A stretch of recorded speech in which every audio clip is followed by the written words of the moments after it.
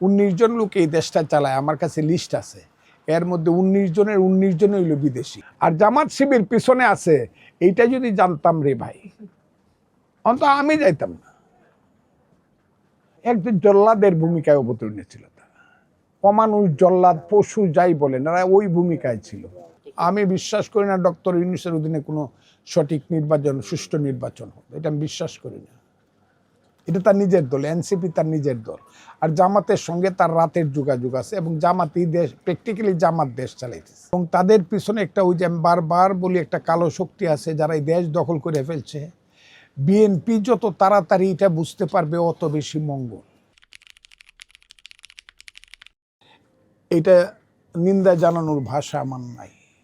Reporters ইউনিটিতে একটা meeting করতেছে, তারা তো বিদেশি কোনো লোক না, যারা জনাব লতিফ সিদ্দিকী মুক্তিযুদ্ধের প্রধান সংগঠকদের একজন, তখন তিনি মুক্তিযুদ্ধের সময় 71 সনে এমপিএ ছিলেন, মেম্বার অফ প্রভিন্সিয়াল অ্যাসেম্বলি ছিলেন, এবং মুক্তিযুদ্ধে তার অবদান অপরিসীম। সেই লতিফ সিদ্দিকীর বয়স এখন 87 বছর। সেই লতিফ সিদ্দিকীকে আটক করা হইল, তাকে অপমান করা হইল, বা মিটিং ভেঙে দেওয়া হইল। যারা ভেঙে দিয়েছে আমি তাদেরকে বলবো, তারা এই দেশের সবচেয়ে অপরিণামদর্শী। তারা বুঝতেছে না এই দেশের পরিণামটা কি হবে, এবং তাদের পিছনে একটা ওই যে আমি বারবার বলি একটা কালো শক্তি আছে যারা এই দেশ দখল করে ফেলছে। বিএনপি যত তাড়াতাড়ি এটা বুঝতে পারবে অত বেশি মঙ্গল। আর বিএনপি যদি না বুঝে তাহলে এই দেশের কপালে অনেক বেশি দুঃখ আছে। আমি এটার এই ঘটনার চরম নিন্দা প্রকাশ করছি এবং ঘৃণা প্রকাশ করছি, এবং সরকারকে কি বলবো, আমি এই দেশের সমস্ত মানুষকে আমি বলছি, আপনারা সাবধান হন, আপনারা মুক্তিযুদ্ধের পক্ষের শক্তির সঙ্গে আপনারা একাত্মতা ঘোষণা করুন, এই কথাটা আমি বলছি। এটা বাংলাদেশ হলে এটা হওয়ার কথা না। আমি যে সবসময় বলি এটা বকলমে, এটা পূর্ব পাকিস্তান হয়ে গেছে, এটা বাংলাদেশ না। এটা এই দেশটা স্বাধীনতা বিরোধী শক্তির হাতে এখন রুদ্ধ হয়ে গেছে, বন্দী হয়ে গেছে। এটাই হলো এই দেশ। আমি এটা বললে অনেকেই মনে করে আমি বেশি বলতেছি, কিন্তু এটাই সত্য। এই দেশে মুক্তিযুদ্ধের কথা আর বলা যাবে কিনা জানি না, এই দেশে স্বাধীনতা সংগ্রামের কথা আর বলা যাবে কিনা জানি না, মুক্ত চিন্তার কথা কেউ বলতে পারবে না, এটাই আমার মনে হয়।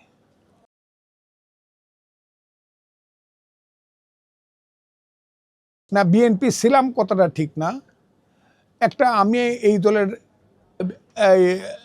এই সদস্য ছিলাম, আমি নেত্রীর উপদেষ্টা ছিলাম, চেয়ারপারসনের উপদেষ্টা ছিলাম।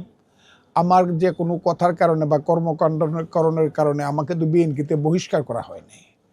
আমার পদ স্থগিত রাখা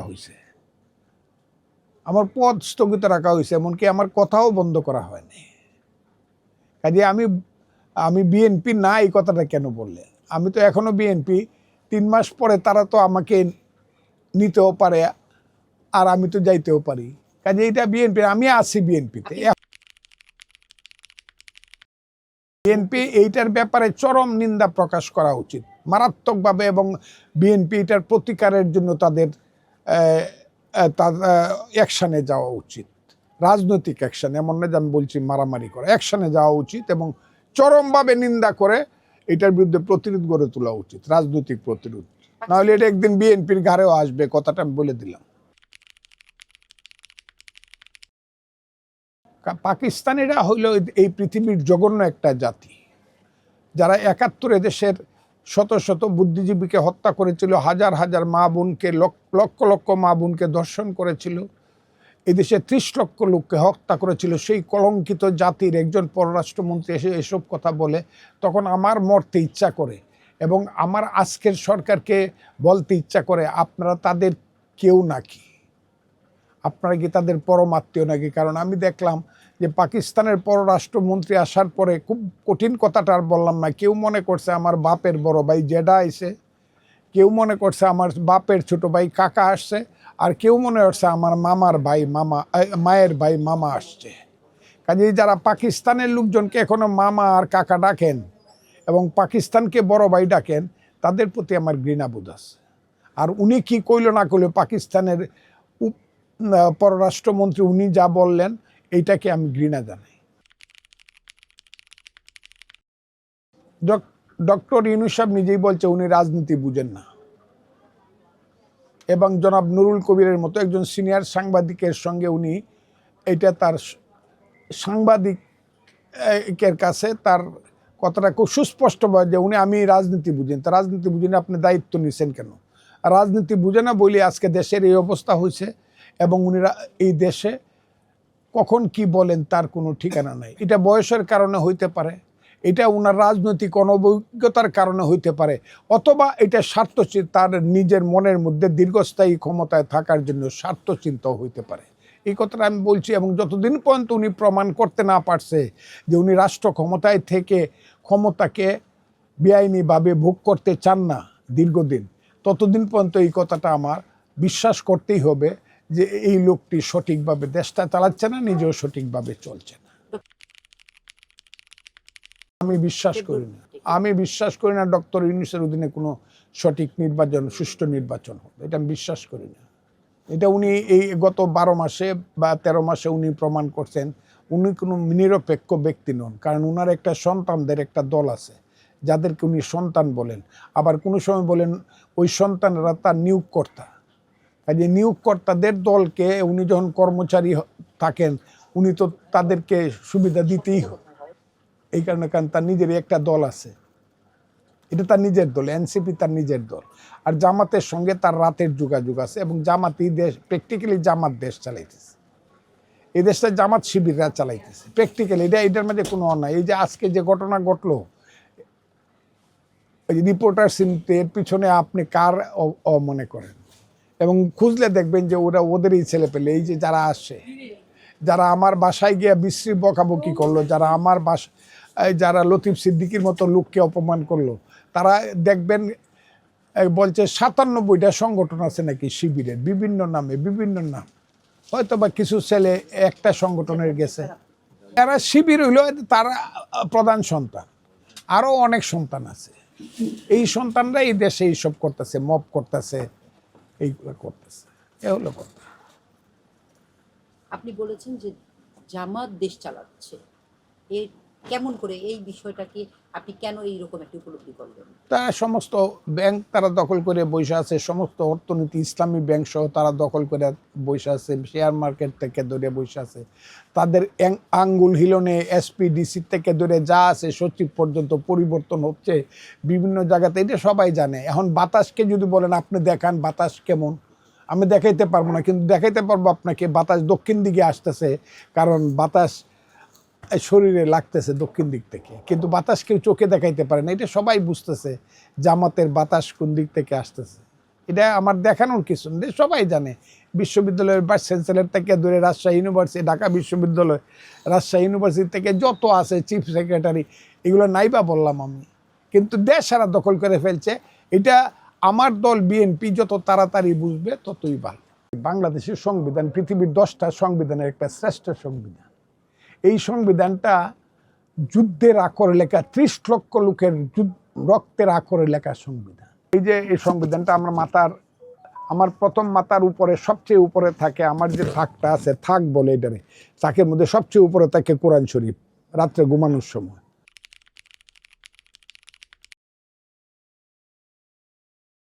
আল্লাহ খালি সব বাংলাদেশের মালিকও না, সমস্ত দুনিয়ার মালিকও না, মহাবিশ্বের মালিক। আপনি পড়েন কোরআনের প্রত্যেকটা পড়তে আমি যত আছে কোরআনের সমস্ত আয়াত আমি পড়ছি, 14 বার পড়ছি, আমি চ্যালেঞ্জ করলাম, এবং প্রত্যেক লেখা আছে আল্লাহ হইলে সমস্ত কিছু, বিশ্ব ব্রহ্মাণ্ডের মালিক। এবং আপনি যে নামাজ পড়েন প্রতি ওয়াক্তে, প্রথম আর কোনো সূরা না পড়লেও একটা সূরা আপনার লাগবেই। বলেন তো সেই সূরার নাম কি? হ্যাঁ, বিসমিল্লাহির রহমানির রহিম, আলহামদুলিল্লাহি রাব্বিল আলামিন, নট আলহামদুলিল্লাহি রাব্বিল মুসলিমিন। রাব্বিল আলামিন মানে আমি হলাম সমস্ত বিশ্ব ব্রহ্মাণ্ডের প্রভু। বুঝতে হবে এখানে আল্লাহ কিন্তু শুধু আমার আপনার না, আল্লাহ কিন্তু সমস্ত বিশ্ব ব্রহ্মাণ্ডের, শুধু মানুষের না, পশু পাখি গাছপালা বন্দর নায়ক যা আছে, এমনকি একটা পিঁপড়া যে আছে সেই পিঁপড়ারও মালিক হইল আল্লাহ। আপনি তাকে না বাংলাদেশের ভিতরে ঢুকাইতেছেন। আর কোরআনরে আপনি সংবিধান করতে চান, সেই কোরআন যে কোরআন সম্পর্কে আল্লাহ বলছে যে আমি যদি কোরআন তুর নবীর উপরে নাজিল না করে তুর পাহাড়ের উপরে নাজিল করতাম, তুর পাহাড় পানি হয়ে যেত, সেই মহাগ্রন্থ কোরআন দেয় না আমার সংবিধানের ভিতরে কে কয় টাকা ইসলামী ব্যাংক থেকে লোন নিব, কে কয় টাকার বাজার করবো, এটার মধ্যে ঢুকাইতেছেন আপনি। আপনি তো কোরআনকে ছোট করতেছেন। এইগুলো আমি বিতর্ক করতে না, এই কারণে তো আমি চাই না যে ধর্মের নামে কোনো রাজনীতি হোক, ধর্মের নামে কোনো ব্যবসা হোক। আমি তো চাই আমার দুনিয়াদানি, এবং এই কারণে তো আল্লাহ বলছে ফির দুনিয়া ওয়া ফিল আখিরাত। প্রথমে দুনিয়াদারি আমি করতেছি, আমার গণতন্ত্র থাকবে, আমার বাজার থাকবে, হাট থাকবে, জিনিসপত্রের দাম থাকবে, আমার ছেলের চাকরির প্রশ্ন থাকবে, রোগে সুগে চিকিৎসা থাকবে, আমার বিভিন্ন ধর্মের মানুষের মধ্যে শুনো হে মানুষ ভাই, সবার উপরে মানুষ সত্য, তার উপরে নাই, সেইটা থাকবে। এইটা তো দুনিয়াদারি। আমি সেই দুনিয়াদারি রাজনীতি করি। আর আখেরাত তো ওই যে মোল্লারা, সরি আমি কথাটা উজ্জ্ব করলাম, আর কমুনা মোল্লারা, এই যে জামাতিরা কয় আখেরাতের কথা, আখেরাতারা কি বুঝে? হ্যাঁ, আখেরাত হলো আমার স্রষ্টার সঙ্গে আমি যে সৃষ্টি তার সম্পর্ক। ওরা কি ওয়ার দে? আমি মহাপাপী, কিন্তু আল্লাহ যদি ইচ্ছা করে হাসরের ময়দানের পরে আমার বিচারের পরে আল্লাহ যদি ইচ্ছা মাফ করে দিলাম, আমাকে জান্নাতুল ফেরদাউসে নিতে পারে, কারণ তিনি তো সর্বশক্তিমান। পারে না? এটা হলো স্রষ্টার সঙ্গে সৃষ্টির সম্পর্কে। মৃত্যুর পরে আল্লাহ যখন বিচার করবে, এটা এর আর কি করার আছে? এটা পারবে নাকি? ষড়যন্ত্র করতে পারবে, বাতিল করলে এই দেশে যা হবে সেটা হলো আরেকটা মুক্তিযুদ্ধ হবে। খুব ক্লিয়ার। ওই যে হাসিনার ব্যাপারে যেটা বলছিলাম, উপরে যিনি আছেন তিনি আর তারা আশরাফুল মখলুকা অপেক্ষা করেন। আমরা কি জানতাম যে এই সব ছেলেপেলেরা আছে এইরকম গভীরভাবে আন্দোলনের একটা প্লট তৈরি করতেছে? এই ছেলেপেলেরা কেমনে জানতাম? বিএনপির মতো 10 লক্ষ মানুষের মহাসমাবেশ 10 মিনিটে ভাঙ্গিয়ে দিল সরকার। সেই সরকার এইসব ছেলেদের কাছে কেমনে পড়ায়? আল্লাহ এদেরকে না পাঠাইলে, আমি কথাটা খুব ক্লিয়ারলি বললাম যে আল্লাহ যদি না চাইতো যে হাসিনা পরাজিত হোক, আমি সেই দিনও বলছিলাম আল্লাহ পরাজিত করবে। দিনের 11:30 পর্যন্ত 5ই আগস্টে খেলছে পাবলিক, পরে আল্লাহ কইছে তোরা একটু রাখ, আমি এখন একটু খেলি। আল্লাহ খেলছে 1.5 ঘন্টা। আপনি এরপর তাকে আমি সংবিধান পড়ে দেখছি, বাংলাদেশের সংবিধান পৃথিবীর 10টা সংবিধানের একটা শ্রেষ্ঠ সংবিধান। এই সংবিধানটা যুদ্ধের আকরে লেখা, 30 লক্ষ লোকের রক্তের আকরে লেখা সংবিধান। এই সংবিধানটা লিখতে গিয়া বাংলাদেশের যত শ্রেষ্ঠ সন্তান সব একসাথে হয়ে সংবিধানটা লেখছে। ওই যে আমি বলি তাজউদ্দিন সংবিধান বুঝে না, সৈয়দ নজরুল বুঝে না, আসাদুজ্জামান খান অক্সফোর্ডের প্রফেসর সে বুঝে না, আইনের প্রফেসর, মনোরঞ্জন ধর বুঝে না, ডক্টর কামাল হোসেন বুঝে না। হ্যাঁ, ডক্টর কামাল হোসেনের জুনিয়র হওয়ার যোগ্যতা নাই আলী রিয়াজের, ডিক্টেশন নিতে পারবে না। মিজানুর রহমান চৌধুরীর মতো পার্লামেন্টার জন্মগ্রহণ করা খুব কঠিন। একটা সুরঞ্জিত সেনগুপ্ত আপনি বাংলাদেশে আগামী 50 বছরে বাইর করতে পারবেন না পার্লামেন্টে। ও এদের সংবিধানটা যেটা 381 ঘন্টা বিতর্ক করে যেটা ফালাই দিবেন আলী রিয়াজে, আর এটা মানুষ মানে নিবে না। দেখেন না কি হয় কথাটা। আর সংবিধানের পক্ষে আমার সবচেয়ে বড়, আল্লাহর পরে সবচেয়ে বড় ভরসা হইল যে বিএনপি সংবিধানের পক্ষে আছে।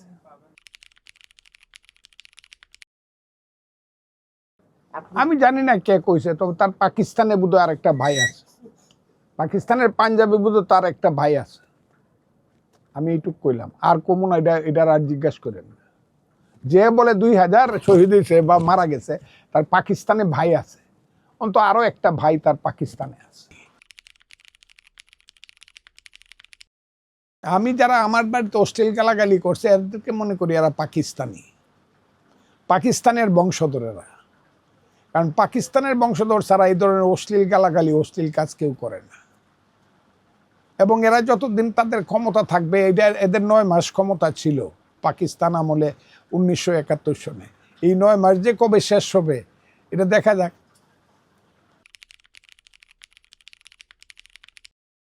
না, এটা ইনক্লুসিভ নির্বাচন আওয়ামী লীগ সহ হবে না তো, এটা তো সরকারই বলতেছে আওয়ামী লীগ তো আসবে না। আর আওয়ামী লীগ না আসলে এই ইলেকশনে ভোটের যে পার্সেন্টেজ এটা তো কমই হবে, কারণ আওয়ামী লীগের তো যত কমই বলেন এখনো 25% ভোট আওয়ামী লীগের আছে।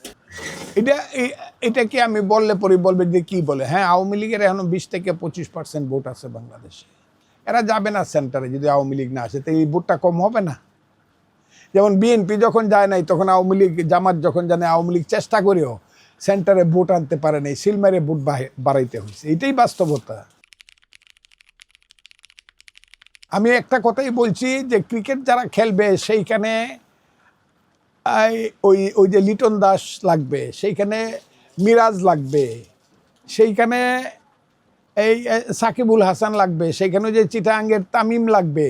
যারা ক্রিকেট খেলবে ক্রিকেটাররা, রাজনীতি করবে রাজনীতিবিদরা, দেশ চালাইবে রাজনীতিবিদরা।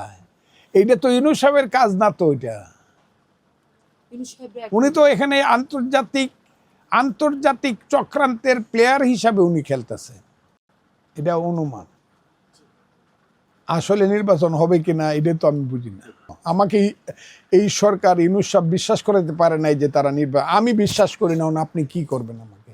পাবলিক যে কোনো পাবলিককে আপনি জিজ্ঞাসা করেন, আপনি যে কোনো পাবলিককে জিজ্ঞাসা করেন, সে বলবে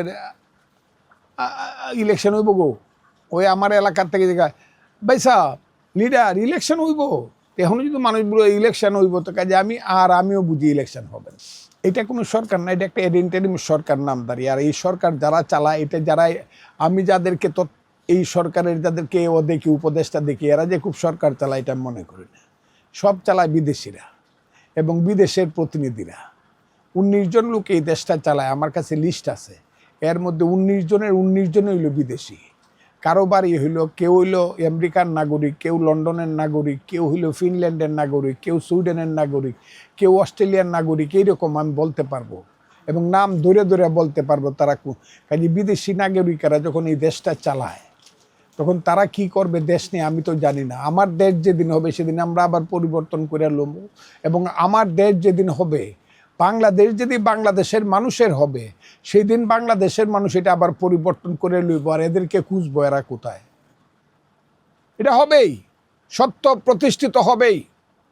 এটা পৃথিবীতে কেউ থামাই যে কয় অনেকে ফজলুর রহমান চিল্লায় গান্ডে, চিল্লানি না, এটাই আসল। সত্য প্রতিষ্ঠিত হবেই।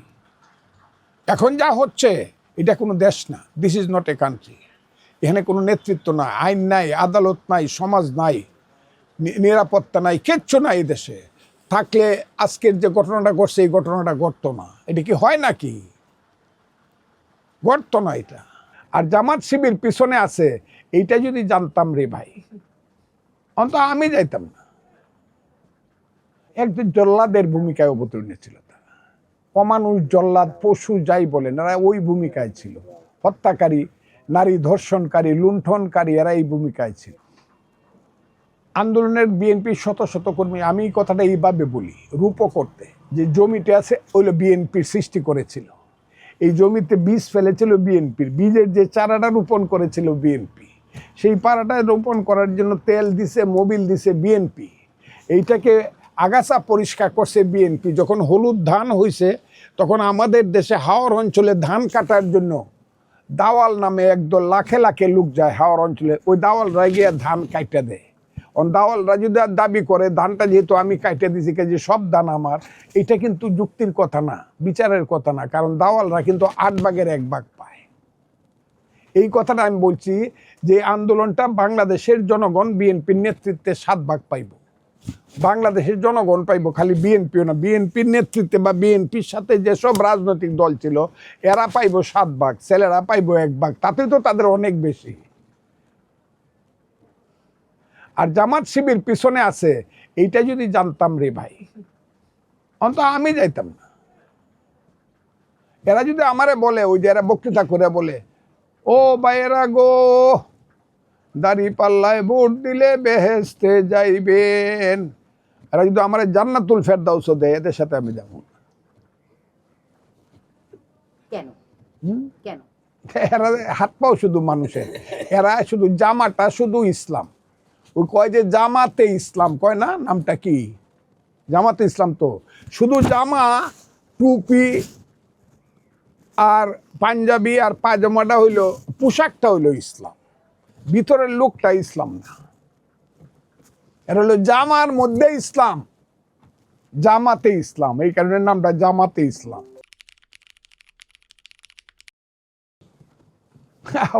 এটা তো হইলো আজরাইল।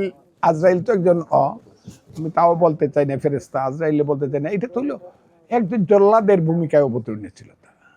অমানুষ, জল্লাদ, পশু যাই বলেন, এরা ওই ভূমিকায় ছিল।